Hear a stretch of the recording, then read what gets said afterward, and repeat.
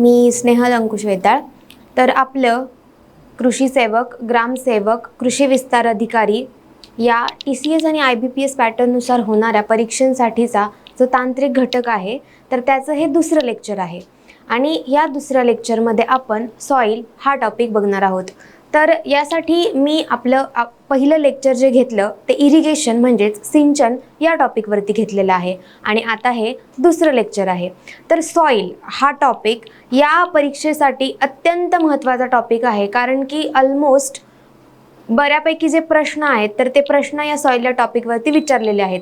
आणि सॉईल या टॉपिकच्या ज्या ज्या सब टॉपिक्सवरती प्रश्न विचारलेले आहेत आत्तापर्यंत, तर ते सर्व प्रश्न मी या PPT कव्हर केलेले आहेत.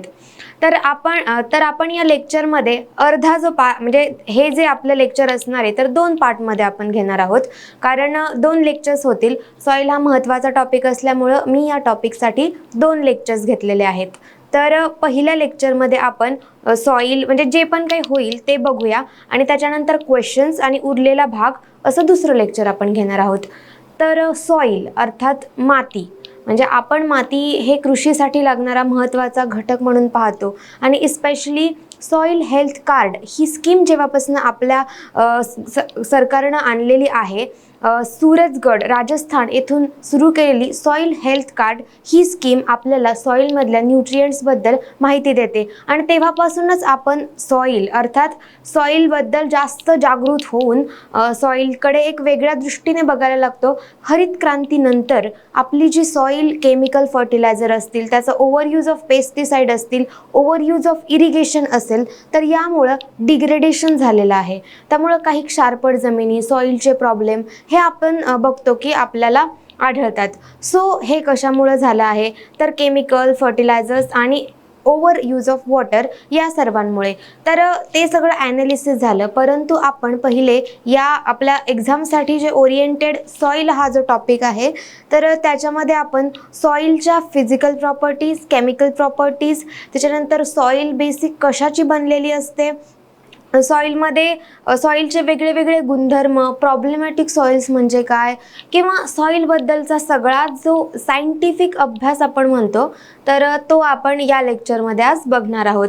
तर स्टार्टिंग मी तुम्हाला बेसिकपासनं सॉईलमध्ये म्हणजे जे जे काही परीक्षेसाठी सब टॉपिक्स आहेत आणि बेसिक एक सॉईलपासनं घेण्याचा प्रयत्न केलेला आहे की सॉईलचे कोणत्या कोणत्या घटकापासून बनलेली आहेत ते त्याच्या सर्व फिजिकल प्रॉपर्टीज वगैरे इथपर्यंत. तर परीक्षेसाठी जे महत्त्वाचे टॉपिक्स आहेत आणि ज्याचा अभ्यास आपण मोस्टली सॉईल याच्यामध्ये करतो तर ते आपण एक एक आता बघूया. चला तर मग आपण स्टार्ट करूया सॉईल. तर आपण बघतो की सॉईल म्हटलं की सॉईल ही कशाची बनलेली असते, माती हे जे बेसिक आहे तर ते कशाने बनलेलं आहे. तर आपण बघतो की रॉक्स हे जे म्हणजे आपण म्हणजे माती बनण्यासाठी 2 महत्त्वाचं फॅक्टर्स आपण 2 घटकांमध्ये त्याचं वर्गीकरण करतो. एक ॲक्टिव्ह आणि दुसरं म्हणजे पॅसिव्ह. पॅसिव्ह म्हणजे काय तर न बदलणारे आणि ॲक्टिव्ह म्हणजे तर बदलणारे. तर त्याच्यामध्ये रॉक म्हणजे आपल्याला माहिती आहे की जे खडक आहे तर त्याची कालांतराने झिजून त्याच्यामध्ये वारा, पाणी अशा वेगळ्या वेगळ्या कारकांचा परिणाम झाल्यामुळं त्या दगडाचे छोटे छोटे तुकडे होतात आणि मग अगदी छोट्या तुकड्यांपासून आपली माती बनते. तर त्यामुळे आपण रॉक्स याचे म्हणजे अर्थात खडकाचे कोणते कोणते प्रकार आहेत आणि मग ते मातीसाठी आपण बघतो. त्या अनुषंगाने आपण खडकांचा अभ्यास सॉईल या आपल्या टॉपिकमध्ये करणार आहोत. तर पहिलं म्हणजे रॉक आणि मिनरल रॉक्स. तर आपण बघतो की सॉईलमध्ये मी तुम्हाला सांगितलं की सॉईल कोणत्या कोणत्या घटकांची बनलेली आहे, तर त्याच्यामधला एक सर्वात महत्त्वाचा घटक म्हणजे मिनरल. तर हे जे मिनरल्स आहेत तर हे मिनरल्स रॉकमध्ये असतात म्हणजेच खडकामध्ये असतात आणि तेथून ते आपल्या मातीमध्ये येतात. तर रॉक आणि मिनरल अर्थात रॉक, आता तर खडक आपल्याला माहित आहे, बट सायंटिफिक रॉक म्हणजे काय तर hard mass of mineral matter comprising 2 or more forming minerals. एक खडक म्हणजे काय असतं तर एक हार्ड मास असतं. हार्ड मास म्हणजे असं एक मोठासा वस्तुमान आपण म्हणू शकतो की त्या खडकामध्ये 1 किंवा 2 किंवा त्यापेक्षा जास्त मिनरल्स असतात.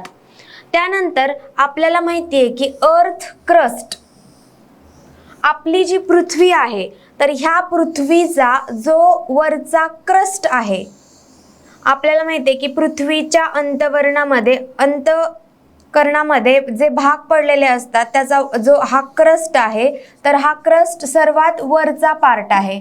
तर हा जो अर्थ क्रस्ट आहे, पृथ्वीचा जो वरचा भाग आहे तर तो रॉक आणि मिनरल म्हणजे क्षार यांपासून बनलेला आहे. तर अर्थ क्रस्ट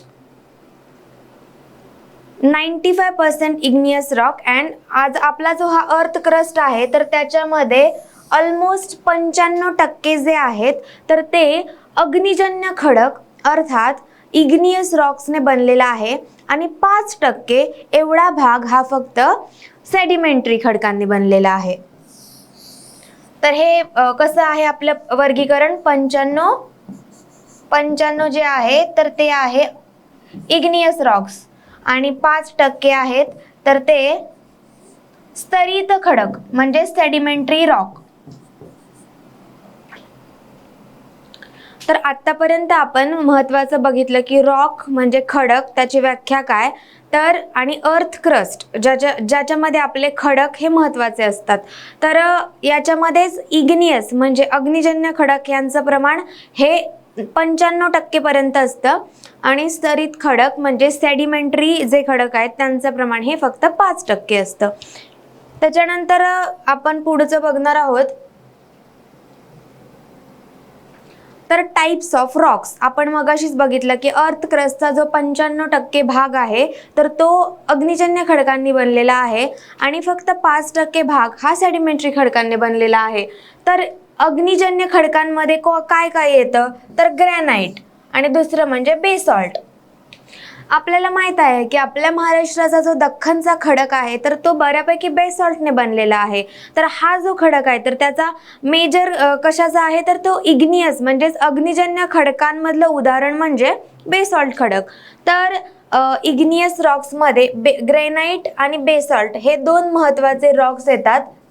तर त्यातला जो ग्रॅनाइट आहे तर तो ग्रॅनाइट ॲसिडिक आहे आणि जो बेसॉल्ट आहे तर तो बेसिक आहे. तर हे दोन आपण बघितले की इग्नियस रॉक मधले महत्त्वाचे एक्झाम्पल आहेत. आणि दुसरं आपलं जे आहे तर ते सेडिमेंटरी रॉक अर्थात गाळाचा स्तरित खडक. स्तरित म्हणजे स्तर, एक आपण म्हणू शकतो की स्तर एकमेकांवरती जेव्हा तयार होतात तर तो गाळाचा स्तरित आणि त्याच्यामध्ये गाळही असतो तर गाळाचा स्तरित खडक असा आहे. तर याच्यामध्ये लाईमस्टोन, सँडस्टोन आणि डोलोमाइट हे आपल्या स्तरित खडकाचे एक्झाम्पल आहेत.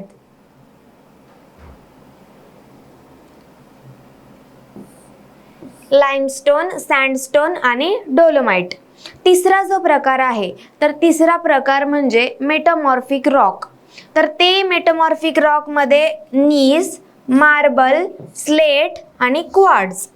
मार्बललाच आपण संगमरवर असंही म्हणतो. तर ह्याच्यामध्ये आपल्याला फक्त लक्षात ठेवायचं आहे तर कोणत्या खडकाचे कोणते उदाहरणं आहेत.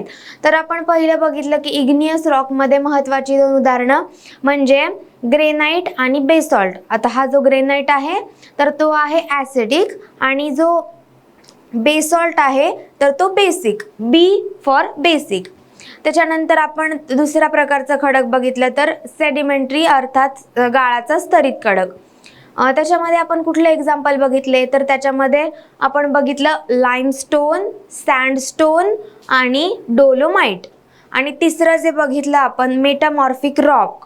तर याच्यामध्ये ह्या दोन्हींचं जे रॉक्स आहेत तर त्यांच्यावरती प्रेशर आणि तापमान म्हणजेच टेम्परेचर या दोघं जेव्हा ॲड होतात किंवा त्यांचं जेव्हा रिॲक्ट होतात तर तेव्हा तयार होतात ते म्हणजे मेटामॉर्फिक रॉक्स. तर त्याचे हे एक्झाम्पल्स आहेत.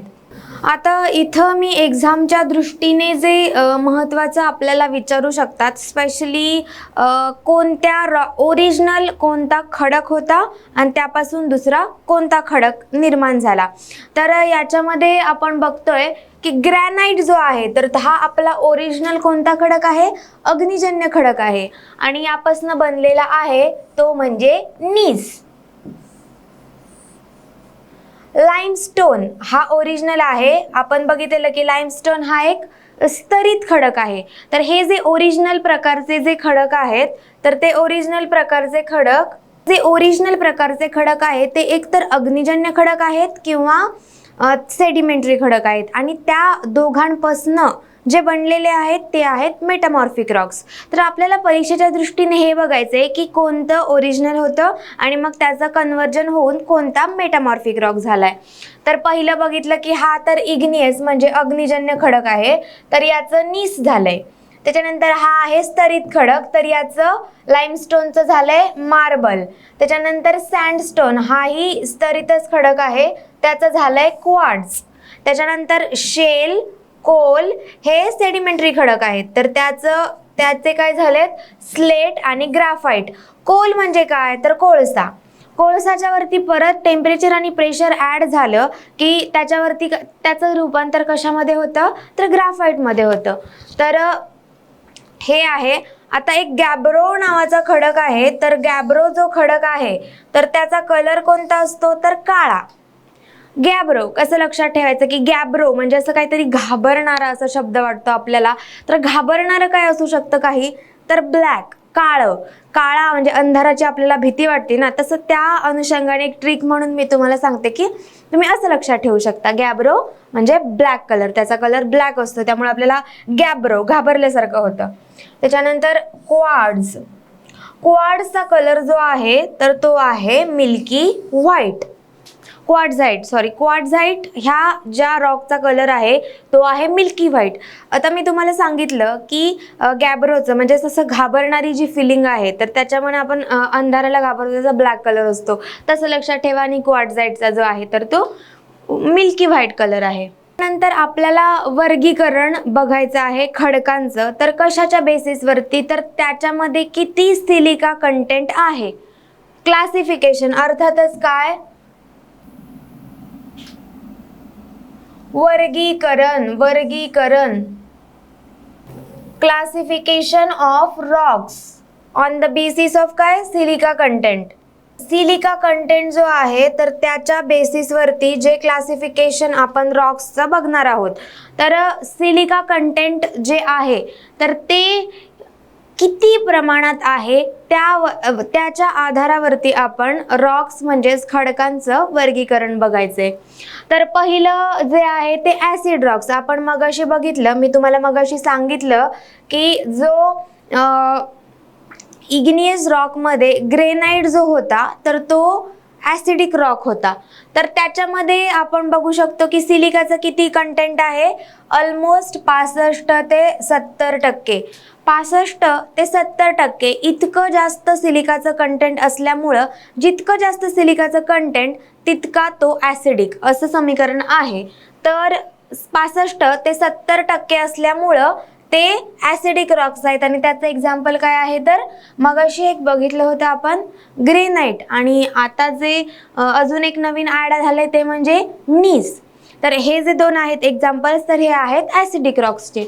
त्याच्यानंतर दुसरं आहे इंटरमिडिएट म्हणजे की ह्या दोघांच्या आता आपण बघितलं की pH ही एका टोकाला जो असतो तो ॲसिडिक आणि एका टोकाला असतो तर तो बेसिक आणि मध्ये जो आहे तर तो न्यूट्रल.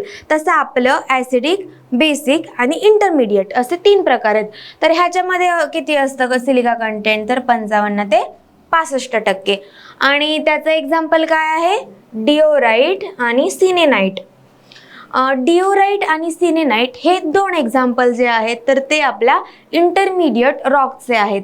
त्याच्यानंतर तिसरं जे आहे ते आहे बेसिक रॉक. त्याच्यामध्ये किती असतं सिलिका कंटेंट तर 40 ते 55%. बेसिकचं मगाशी आपण अग्निजन्य खडकाचं जे एक्झाम्पल बघितलं होतं तर ते बेसॉल्ट बघितलं होतं. आणि अजून एक ॲड झाले ते म्हणजे लाईमस्टोन. तर लाईमस्टोन हे एक ॲड झालेलं आहे. तर हे 3 आपण एक्झाम्पल रॉक्सचे कशाच्या बेसिसवरती बघितले, तर सिलिका कंटेंट किती आहे याच्या बेसिसवरती बघितले. याच्यामध्ये महत्त्वाचं काय आहे, तर आपण एखाद्या कुठल्याही खडकाचं नेचर कसं आहे, ॲसिडिक आहे की बेसिक आहे, आणि मग त्यानुसार त्या जे खडक आहे त्याच्यापासून जी माती बनते, सॉईल बनते, तर त्याच्यामध्ये त्या प्रॉपर्टीज, ते मिनरल्स, ते सगळं ॲड होतं.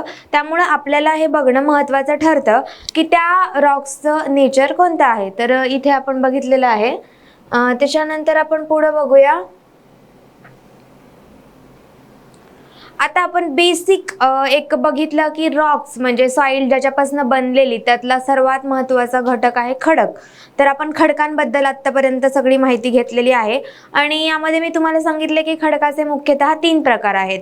कोणते कोणते, तर पहिलं इग्नियस, दुसरं सॅडिमेंटरी आणि तिसरं म्हणजे मेटामॉर्फिक.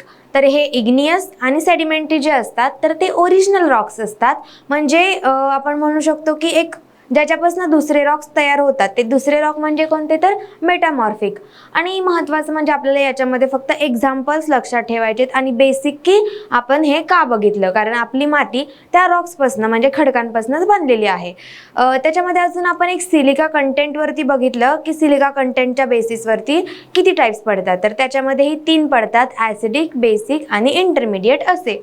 आता त्याच्यानंतर आपण सॉइल अर्थात माती याच्याबद्दल काही बेसिक माहिती बघणार आहोत की आपल्याला सगळ्यांना माहीतच आहे माती, पण आपण एक बेसिक ह्याच्यापासून बघूया की हा जो शब्द आहे सॉइल, तर हा सॉइल शब्द आपल्याला माहिती आहे की आपले जे मोस्ट ऑफ द इंग्रजी शब्द आहेत, सायंटिफिक शब्द आहेत, तर ते लॅटिनमधनं घेतलेले आहेत. तसंच आपला सॉइल हा शब्दसुद्धा सोलम या लॅटिन नावापासून घेतलेला आहे. तर कोणतं आहे, सोलम, सोलम पासून बनलेला आहे. तर मग सोलम म्हणजे काय, तर सोलम म्हणजे फ्लोअर किंवा ग्राउंड. तर सॉइल हा जो आपला शब्द आहे तो सोलम या लॅटिन शब्दापासून बनलेला आहे. तर आपण सोलमचा अर्थ बघितला, सोलम म्हणजे फ्लोअर किंवा एक ग्राउंड म्हणजे सोलम. त्याच्यानंतर आपल्याला बघायचंय तर सॉइल सायन्स. सॉइल सायन्स जे असतं तर मातीचा अभ्यास करणारे शास्त्र म्हणजे सॉइल सायन्स. तर सॉइल सायन्सचे फादर कोण आहेत, तर हे एक महत्त्वाचं नाव आहे, ते म्हणजे पाऊस ओडे किंवा पेडॉलॉजी व्ही डोकुचेव. हे डोकुचेव जे आहेत तर ते सॉइल सायन्सचे फादर आहेत. त्याच्यानंतर आपण एक डेफिनेशन इथं आलेली आहे, हे थोडंसं असं मिस झालेलं आहे. व्ही डोकुचेव हे सॉइल सायन्सचे फादर आहेत. तर आपण बघतो की ही जी आपली माती आहे तर माती उडून जाते आणि वारा, ओढे, वारा किंवा पाऊस इत्यादी मरून जी धूप होती मातीची, त्या धूप होण्याच्या क्षमतेला मातीची इरोडिबिलिटी असे म्हणतात. काय म्हणतात, इराडिबिलिटी. म्हणजेच माती किती उडून जाऊ शकते ही मातीची धूप घडवून आणण्याच्या क्षमतेला काय म्हणतात, इरोडिबिलिटी. तर आपण हे 2 महत्त्वाचं बघितलंय की सॉइल हा सोलम या लॅटिन शब्दापासून बनलेली आहे आणि सोलम म्हणजेच फ्लोअर किंवा ग्राउंड. आणि दुसरं म्हणजे की फादर ऑफ सॉइल सायन्स कोण आहे, तर व्ही डोकुचेव. त्याच्यानंतर सॉइल सर्वे ऑफ इंडिया ची स्थापना कधी झाली आहे, 1956 ला. सॉइल सर्वे ऑफ इंडिया हे जे आहे तर हे एक वन ऑफ दी सर्वे आपण म्हणू शकतो की इन्स्टिट्यूशन आहे ज्याच्यामध्ये आपण सॉइल वेगवेगळ्या वेगळ्या प्रकारचे ज्या सॉइल्स आहेत, ज्या माती आहे तर त्या प्रकारचा सर्वे आपण बघितला जातो आणि त्या संबंधीचा डेटा, त्या संबंधीची माहिती सॉइल सर्वे ऑफ इंडियाकडे असते. तर सॉइल सर्वे ऑफ इंडियाची स्थापना एक फॅक्ट म्हणून लक्षात ठेवा की कधी आहे, 1956, म्हणजेच स्वातंत्र्यानंतरच्या 6 वर्षानंतर आपल्या ह्या सॉइल सर्वे ऑफ इंडियाची स्थापना झाली आहे. त्याच्यानंतर आपल्याला शेती म्हटलं की शेतीची प्राथमिक गरज म्हणून मातीकडे बघितलं जातं. सॉइल ही काय आहे, सर्वात म्हणजे जमीन ही शेतीची सर्वात प्राथमिक गरज आहे ज्याच्यावरती आपली पिके येतात. त्याच्यानंतर आपल्याला डेफिनेशन बघायची आहे सॉइल फर्टिलिटी. सॉईल फर्टिलिटी आणि सॉईल प्रोडक्टिव्हिटी अशा दोन डेफिनेशन आपल्याला बघायच्यात. त्यातली पहिली म्हणजे सॉईल फर्टिलिटी अर्थात मृदा सुपीकता. कुठलीही जमीन आपण बघितली तर त्याचा सुपीकतेशी सर्वात महत्त्वाचा संबंध असतो, कारण की ही जी सुपीकता आहे, फर्टिलिटी आहे, तर याच्यामुळेच आपली पिके उत्पादन क्षमता ही अवलंबून असते. त्यामुळं सॉईल फर्टिलिटी अर्थात जमीन सुपीकता म्हणजे काय आपल्याला माहीत आहे, पण सायंटिफिक भाषेमध्ये सॉईल फर्टिलिटी म्हणजे काय तर आवश्यक पोषण द्रव्य उपलब्ध करून देण्याची क्षमता, जमिनीच्या पोषण अन्नद्रव्याचा पुरवठा करण्याच्या क्षमतेला. आता जी पिके येतात जमिनीमध्ये, तर त्या जमिनीमध्ये पिके का येतात तर त्या जमिनीमध्ये म्हणजेच आपल्या सॉईलमध्ये वेगळ्या वेगळ्या प्रकारचे पोषण द्रव्ये अर्थातच न्यूट्रिएंट्स असतात आणि ह्या न्यूट्रिएंट्स देण्याच्या आपल्या जमिनीच्या क्षमतेलाच आपण जमिनीची सुपीकता म्हणतो. जितकी जास्त न्यूट्रिएंट देण्याची क्षमता तितकी ती जमीन सुपीक असते. तर आपण ही सॉईल फर्टिलिटीची बेसिक डेफिनेशन बघितली आहे की आवश्यक पोषक द्रव्ये उपलब्ध करून देण्याच्या जमिनीच्या क्षमतेला सॉईलची म्हणजेच मृदेची सुपीकता अर्थात सॉईल फर्टिलिटी असं म्हणतात. त्याच्यानंतर एक दुसरी डेफिनेशन आहे. आपलं नेहमी कन्फ्युजन होतं की सॉईल सुपीकता म्हणजे आणि सॉईल उत्पादकता म्हणजे, तर सॉईल सुपीक असल्यामुळे तिची उत्पादन क्षमता जास्त असते. पण मग सॉईलची उत्पादकता म्हणजे काय तर उत्पादकता ही जी गोष्ट आहे तर ती कशाशी रिलेटेड आहे, आउटपुटशी रिलेटेड आहे. कशाशी रिलेटेड आहे, आउटपुटशी रिलेटेड आहे. आउटपुट किंवा यील्ड.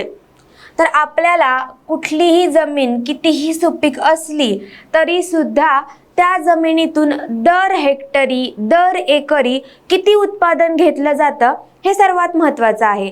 मग ती जी जमिनीचं आपण म्हणू शकतो की आउटपुट आपल्याला किती मिळतंय.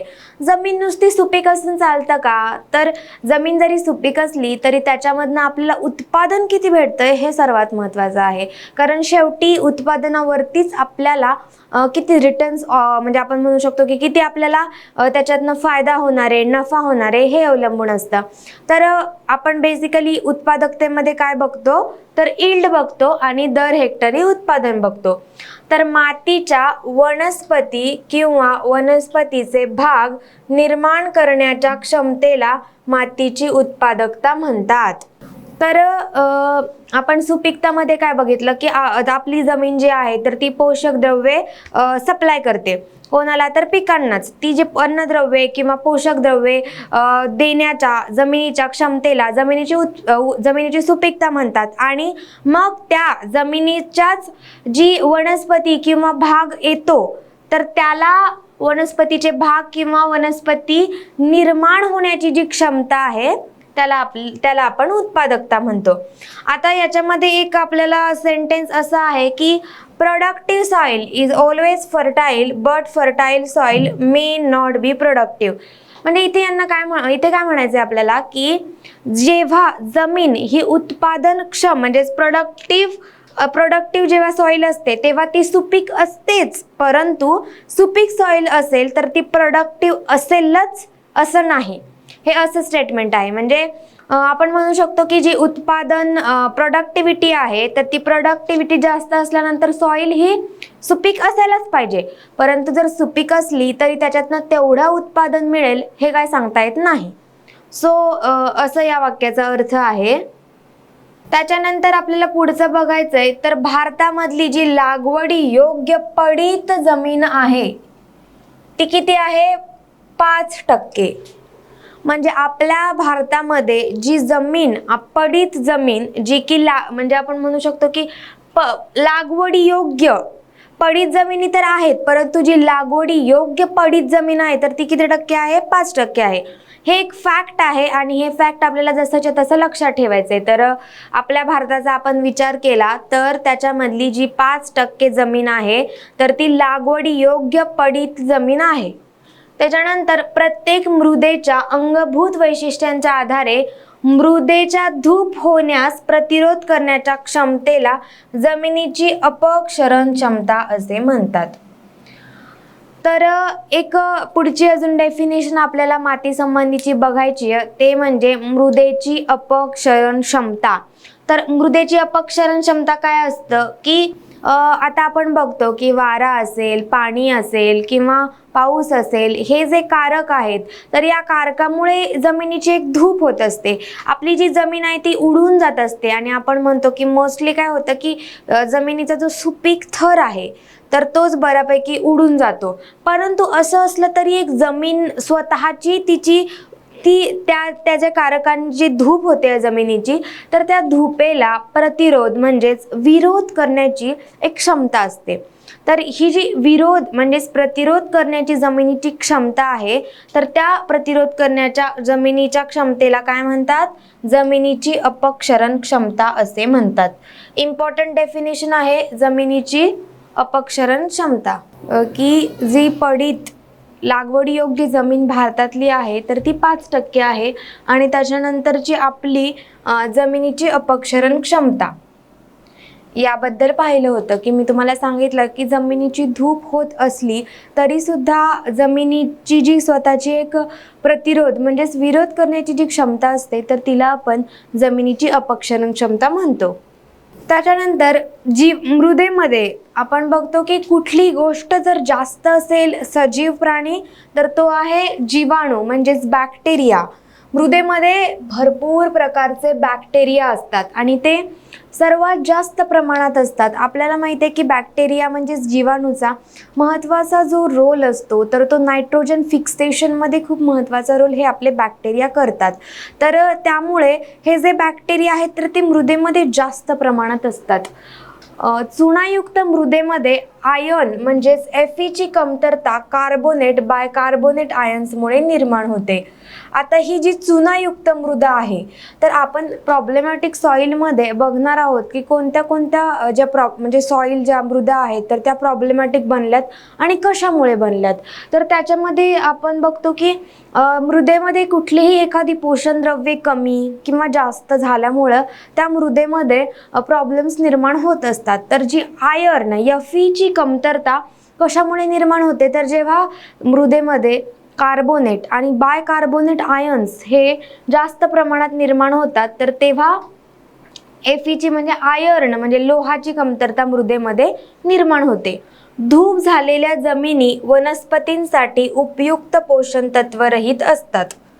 आपल्याला माहिती आहे की आपण जी जमिनीची धूप होतो तर जमिनीच्या धूपमध्ये महत्त्वाची जी पोषण द्रव्ये असतात तर ती महत्त्वाची पोषण द्रव्ये उडून जातात आणि हे जे आपली धूप झालेल्या जमिनी त्यामुळे काय असतात तर उपयुक्त पोषण द्रव्ये विरहित असतात. त्यांच्यामधली जी पोषण द्रव्ये निघून गेलेली असतात कारण जो सगळ्यात महत्त्वाचा लेयर असतो, वरचा जो स्तर असतो आपल्या मातीचा तोच जमिनीच्या धुपेमुळे उडून जातो. त्यानंतर पाऊस, ओढे किंवा वारा, पाऊस, ओढे किंवा वारा इत्यादींपासून धूप घडवून आणण्याच्या क्षमतेला इरोजिव्हिटी असे म्हणतात. आपण मगाशी इरॅडिबिलिटी बघितलं होतं, आता इरोजिव्हिटी ही कॉन्सेप्ट आपण बघतोय. इरोजिव्हिटी तर आपल्याला माहिती आहे की जे आपले 3 प्रकारचे कारक आहेत म्हणजे त्याच्यामध्ये वारा असेल किंवा ओढे असेल तर यांच्यामुळे जमिनीची जी धूप घडवून त्यांची जी क्षमता आहे तर त्याला म्हणतात इरोजिव्हिटी.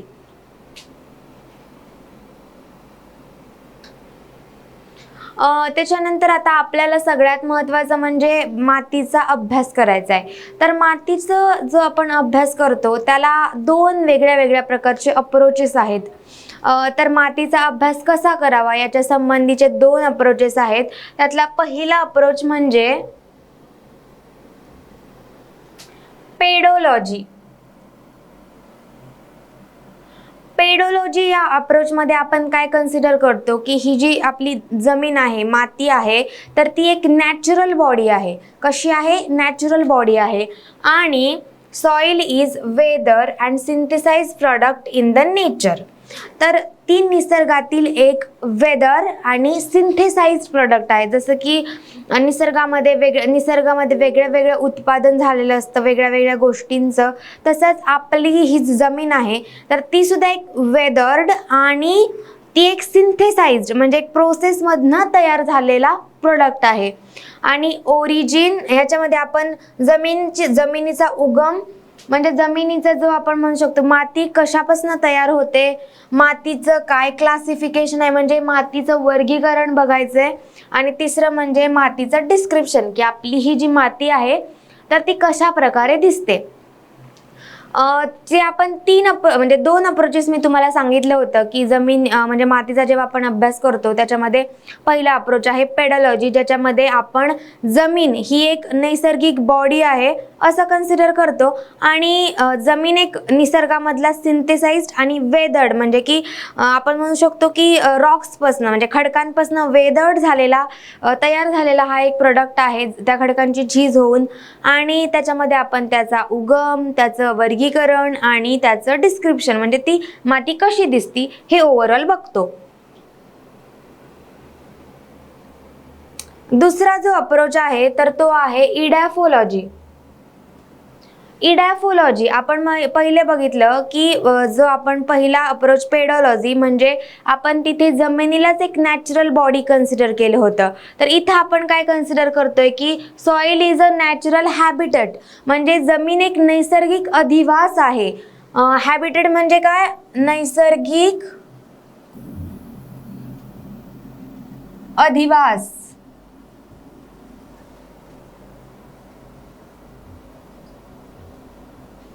जमीन काय आहे तर एक नैसर्गिक अधिवास आहे. आणि सॉइल इज अ मीडियम, ते एक मीडियम आहे कशासाठी तर प्लांटच्या ग्रोथसाठी. पहिल्यामध्ये आपण फक्त जमीन ही एक नॅचरल बॉडी आहे आणि त्या जमिनीचा उगम, जमिनीचं वर्गीकरण आणि जमीन कशी दिसते ह्याचा अभ्यास करायचा होता.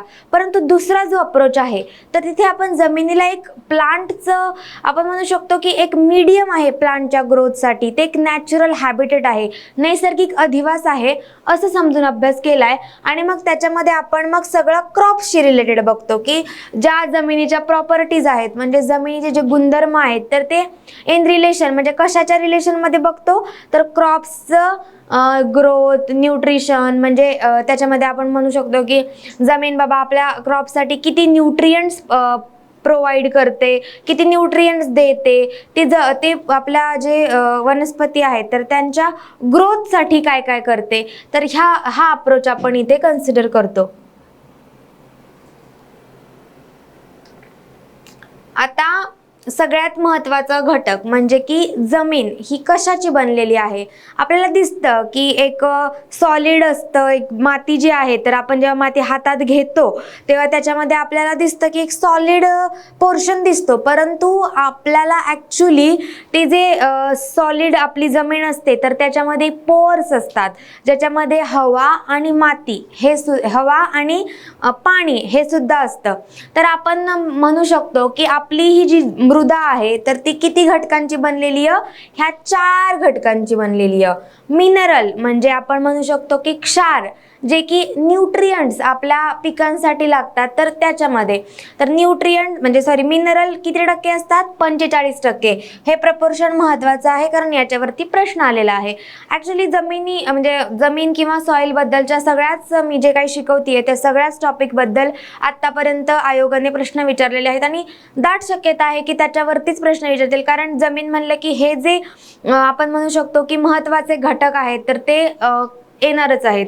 त्यानंतर ऑर्गॅनिक मॅटर किती असतो तर फक्त 5% असतो. ऑर्गॅनिक मॅटर किती असतो 5%, मिनरल 45% आणि हवा 25% आणि वॉटर 25%.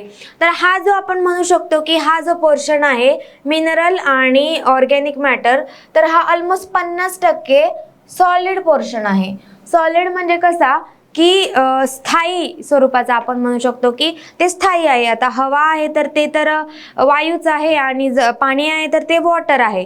तर त्यामुळे सॉलिड किती टक्के आहे तर 50% सॉलिड आहे. तर हे मृदेचे 4 घटक आपण बघितलेत, मिनरल, त्याच्यानंतर वॉटर, एअर आणि कोणतं होतं ऑर्गॅनिक मॅटर.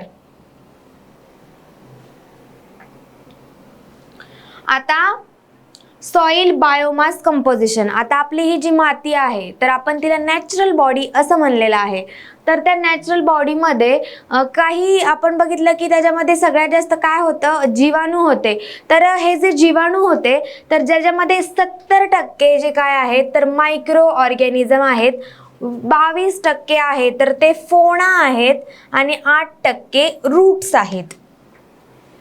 बघा बरं, ही जी जमीन आहे तर या जमिनीचा ऑलमोस्ट आपल्याला बायोमास म्हणजे या जमिनीमध्ये कोणते कोणते सजीव असतात हे आपल्याला बघायचंय. तर त्याच्यामध्ये आपण बघितलं की 70% जे आहेत तर ते मायक्रो ऑर्गॅनिझम म्हणजे एक लहान असे जीव आहेत तर ते आहेत आणि 22% फोना. फोना म्हणजे काय असतं तर ते एक वेगळे वेगळे आपण म्हणू शकतो की मायक्रो ऑर्गॅनिझम सोडून वेगळे वेगळे जे सजीव आहेत तर ते आहेत आणि 8% हे फक्त रूट्स आहेत. मी तुम्हाला आपण बघितलं की जमीन जी 4 घटकांपासून बनली आहे त्यातला महत्त्वाचा घटक म्हणजे काय होता तर ऑर्गॅनिक मॅटर म्हणजे सेंद्रिय घटक. तर सेंद्रिय घटकामध्ये काय काय असतं, ह्युमिक ॲसिड, ह्युमिक, फ्ल्युइक आणि ह्युमिन. ह्युमिक ॲसिड महत्त्वाचा आहे आणि त्याच्यामध्ये काय असतं, ह्युमिक, फ्ल्युइक आणि ह्युमिन हे 3 प्रकार असतात. आता त्यातलं जे फ्ल्युइक ॲसिड आहे तर त्याच्यामध्ये ऑर्गॅनिक मॅटरमध्ये कार्बन ते नायट्रोजनचं प्रमाण किती असतं तर 9:1 आणि 12:1 पर्यंत. ऑर्गॅनिक मॅटर बरोबर काय असतं, ऑर्गॅनिक कार्बन 1.725, 1.724 बेमली फॅक्टर. 100 ग्रॅम ऑर्गॅनिक मॅटरमध्ये किती असतं, 58 ग्रॅम ऑर्गॅनिक कार्बनचे प्रमाण असते. Organic matter count Indian soil मधला किती आहे, फक्त 0.5%. हा एक MCQ आपल्याला इम्पॉर्टंट आहे की आपली जी इंडियन म्हणजे भारतीय जमीन आहे तर त्याच्यामध्ये किती आहे ऑर्गॅनिक मॅटर तर फक्त 0.5% एवढाच ऑर्गॅनिक मॅटर आहे. तर 0.5% इतका फक्त ऑर्गॅनिक मॅटर आपल्या सॉइलमध्ये आहे. आपल्याला वाटेल की किती जास्त आहे पण हे प्रमाण खूप कमी आहे आणि याच्यावरती MCQ येतात. आणि 100 ग्रॅम ऑर्गॅनिक मॅटरमध्ये किती असतं तर 58 ग्रॅम ऑर्गॅनिक कार्बन. आता ऑर्गॅनिक मॅटर मध्ये सुद्धा ऑर्गॅनिक कार्बन किती असतो तर ऑलमोस्ट 50 म्हणजे 58%. 100 ग्रॅम मध्ये 58 ग्रॅम म्हणजे किती टक्के तर ऑलमोस्ट 58%. 58% हे आपल्या 100 ग्रॅम मध्ये असतं. आणि हे एक महत्वाचं आहे की ऑर्गॅनिक मॅटर ऑर्गॅनिक कार्बन बरोबर काय असतं, ऑर्गॅनिक कार्बन इंटू 1.725. हे जो आहे हा तर महत्वाचा एक बेमले फॅक्टर असतो. याच्यावरती MCQ येऊ शकतात. तर बेमली फॅक्टर किती आहे 1.724, 1.724 असा बेमली फॅक्टर आहे. महत्वाचं आता आपल्याला काय बघायचंय तर ह्युमस आपण बऱ्याच वेळा ऐकतो की एक ह्युमस हा मातीचा महत्त्वाचा घटक म्हणून आपण पाहतो. तर ह्युमस म्हणजे काय असतं आणि त्याचं नेचर कोणतं असतं तर ह्युमस एम्फोटेरिक इन नेचर असतो म्हणजे बफरिंग एजंट आहे, तो उभयधर्मी आहे म्हणजे दोन्ही प्रकारचे त्याच्यामध्ये गुणधर्म असतात. त्याच्यानंतर 40 ते 45% त्याच्यात लिग्निन असतं, 30 ते 35% प्रोटीन असतं आणि CN रेशिओ 10:1. नॉर्मल सॉइलचा किती असतो 12:1 आणि इंडियन सॉइलचा आहे 14:1. आता ह्युमस वरती आपल्याला प्रश्न विचारू शकतात. तर जे जमिनीमधलं ह्युमस आहे तर त्या ह्युमस आपण म्हणू शकतो की उभयधर्मी प्रकारचं त्याचं नेचर आहे आणि त्याच्यामध्ये तो एक आपण त्यामुळं उभयधर्मी असल्यामुळे त्याला एक बफरिंग एजंट म्हणून वापरू शकतो.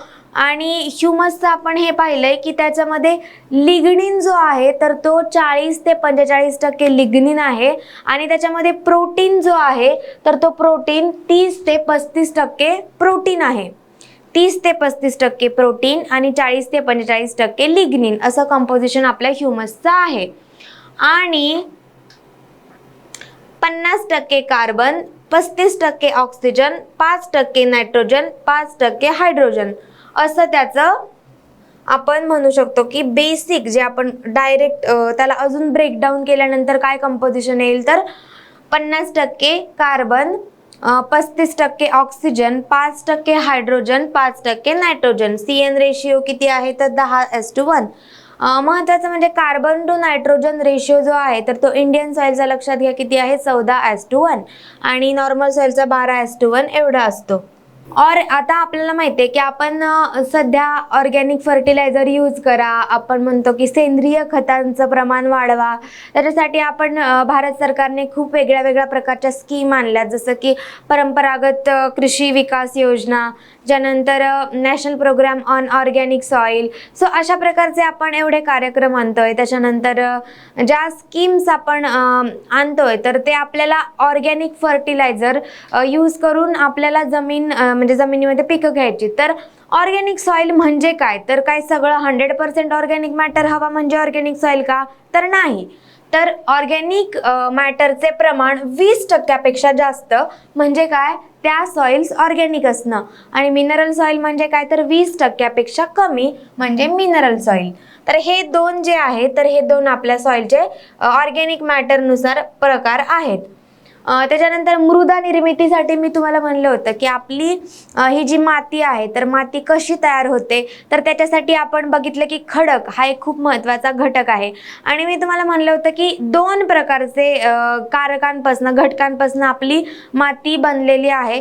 त्यातला पहिला जो घटक आहे तर तो म्हणजे ॲक्टिव्ह आणि दुसरा म्हणजे पॅसिव्ह.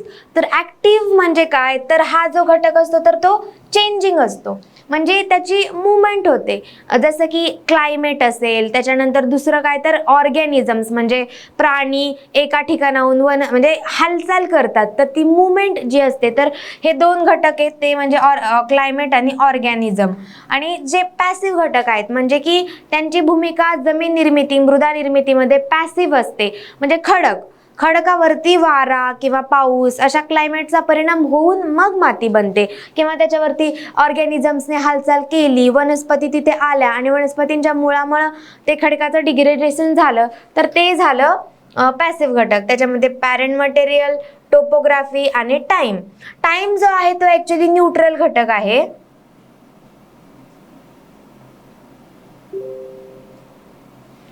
न्यूट्रलही आपण टाइमला म्हणू शकतो आणि पॅसिव्हही म्हणू शकतो. तर हा जो आहे तर हा टाइम घटक आहे. त्याच्यामध्ये आपण बघितलं की मृदा निर्मितीचे 2 महत्त्वाचं क्लासिफिकेशन आहे, पॅसिव्ह, ॲक्टिव्ह. पॅसिव्ह म्हणजे काय तर काही हालचाल न करणारे, आणि ॲक्टिव्ह म्हणजे काय तर त्यांचं ॲक्टिव्ह पार्टिसिपेशन असतं मृदा निर्मितीमध्ये.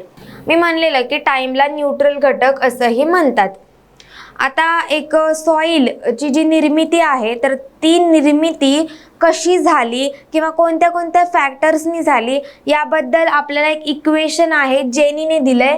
जेनी यांनी आपल्याला सॉइलचं म्हणजे मृदा निर्मिती कशी होते याबद्दलचं एक समीकरण दिलंय 1961 मध्ये, आणि क्लोरप्ट असा फॉर्मॅट आहे. काय त्याचं शॉर्ट फॉर्म क्लोरप्ट. तर त्यातलं Cl म्हणजे काय तर क्लायमेट, त्यानंतर O म्हणजे काय ऑर्गॅनिझम, R म्हणजे काय रिलीफ म्हणजे टोपोग्राफी, P म्हणजे काय पॅरेंट मटेरियल म्हणजे आपलं खडक वेगळ्या वेगळ्या प्रकारचे, आणि टाइम म्हणजे काय आपलं तो न्यूट्रल घटक.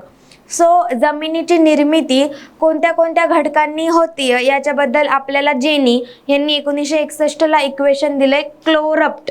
तर आपल्याला महत्त्वाचं म्हणजे जमिनीचे फिजिकल गुणधर्म म्हणजे भौतिक गुणधर्म. आता आपण बघितलं आतापर्यंत काय बघितलं तर जमीन ज्या घटकांपासून बनलेली आहे असे रॉक्स म्हणजे खडक. त्याच्यानंतर त्या खडकांचे प्रकार आपण बघितले. कशाच्या क्लासिफिकेशनवरती बघितलं तर सिलिका कंटेंटवरनं बघितले प्रकार कोणते कोणते आहेत तर ॲसिडिक, बेसिक आणि इंटरमिडिएट असे प्रकार बघितले. त्याच्यानंतर आपण एक सॉइलबद्दल बेसिक माहिती बघितली की म्हणजे भारतातलं सॉइल वगैरे काय आहे आहे. सॉइल हे जे आहे तर एक सोलम या लॅटिन शब्दापासून बनलेली आहे. त्याचा अर्थ ग्राउंड किंवा फ्लोअर असा होतो. त्याच्यानंतर आपण सॉइल प्रोडक्टिव्हिटी, सॉइल फर्टिलिटी ह्या बेसिक कॉन्सेप्ट बघितल्या. त्याच्यानंतर आपण सॉइल इरोजिव्हिटी, त्याच्यानंतर इरॅडिबिलिटी यासारख्या डेफिनेशनही बघितल्यात. आणि त्याच्यानंतर आपण एक मृदा म्हणजे सॉइलचे घटक बघितले, ज्याच्यामध्ये ऑर्गॅनिक मॅटर, मिनरल, हवा आणि पाणी असं बघितलं. त्याची किती कंपोजिशन आहे हे बघितलं. त्याच्यानंतर आपण ह्युमस बद्दल माहिती घेतली की ह्युमस म्हणजे नेमकं काय. त्याच्यानंतर आपण ऑर्गॅनिक सॉइल आणि मिनरल सॉइल म्हणजे काय बघितलं. 20% पेक्षा जास्त ऑर्गॅनिक मॅटर म्हणजे ऑर्गॅनिक सॉइल आणि 20% पेक्षा जर ऑर्गॅनिक मॅटर कमी असेल तर ते म्हणजे मिनरल सॉइल. सो असं आपण एक क्लासिफिकेशन बघितलं. त्याच्यानंतर आपल्याला आता बघायचंय महत्त्वाचं म्हणजे मृदेचे गुणधर्म. मृदेचे केमिकल आणि फिजिकल प्रॉपर्टीज म्हणजे गुणधर्म असे प्रकार पडतात. तर त्यातलं आपल्याला बघायचंय फिजिकल प्रॉपर्टी. पहिलं काय आहे, सॉइलचं टेक्स्चर. कुठलीही माती असेल तर आपण त्या मातीचा टेक्स्चर, अर्थात काय टेक्स्चर म्हणजे काय, मातीचा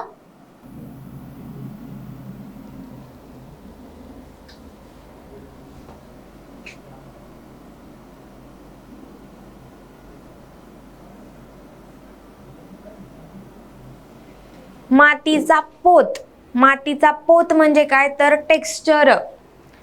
आणि मग एखाद्या मातीचा पोत काय असतो तर रिलेटिव्ह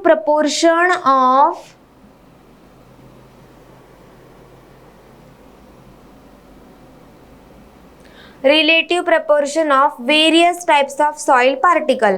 आता सॉइलचे जे पार्टिकल्स कोणते कोणते असतात तर क्ले असेल, सिल्ट असेल, सँड असेल, हे जे सॉइलचे पार्टिकल्स आहेत तर त्या पार्टिकल्सचं रिलेटिव्ह प्रपोर्शन म्हणजेच सॉइलचा पोत, अर्थात सॉइलचं टेक्स्चर.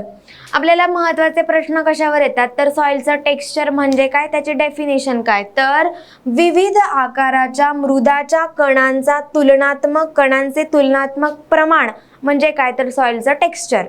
कुठल्याही जमिनीचं टेक्स्चर म्हणजे त्या जमिनीमध्ये क्ले, सिल्ट, सँड इत्यादी जे मृदेचे पार्टिकल्स आहेत. आपण एक एक पार्टिकल बघणार आहोत की सिल्टची साईज किती असते, सँडची साईज किती असते. तर त्या साईजचे जे पार्टिकल्स आहेत तर त्यांचं एकमेकांसोबतचं प्रमाण म्हणजे काय तर सॉइलचं टेक्स्चर. आणि ती एक स्टॅटिक प्रॉपर्टी असते, आपण ती बदलू शकत नाही. आता एखाद्या जमिनीमध्ये आपण म्हणू शकतो की जे सँड आहेत, सिल्ट आहेत, क्ले आहेत तर त्यांचं जे प्रमाण आहे तर ते बदलणं जरा अवघड आहे. स्टॅटिक असतं ते, बऱ्यापैकी लवकर बदलत नाही, म्हणजेच सॉइल टेक्स्चर.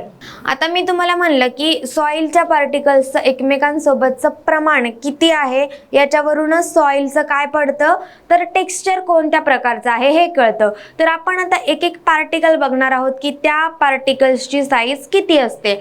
याच्यामध्ये स्टोनचं किती आहे 20 mm असतंय. ग्रॅव्हल जे आहे तर ते 2 ते 20. स्टोन म्हणजे काय तर एक मोठासा दगड असतो तो, आणि त्या दगडाचं जे आपण म्हणू शकतो की जे 20 mm पर्यंत त्याची साईज असते. दुसरं काय तर दुसरं आहे ग्रॅव्हल जे आहेत तर ते दगडापेक्षा थोडे छोटे आहेत आणि त्यांची किती साईज आहे तर 2 ते 20 mm. हे जे सगळे आहेत तर ते मी सगळे mm मध्येच घेतलेले आहेत.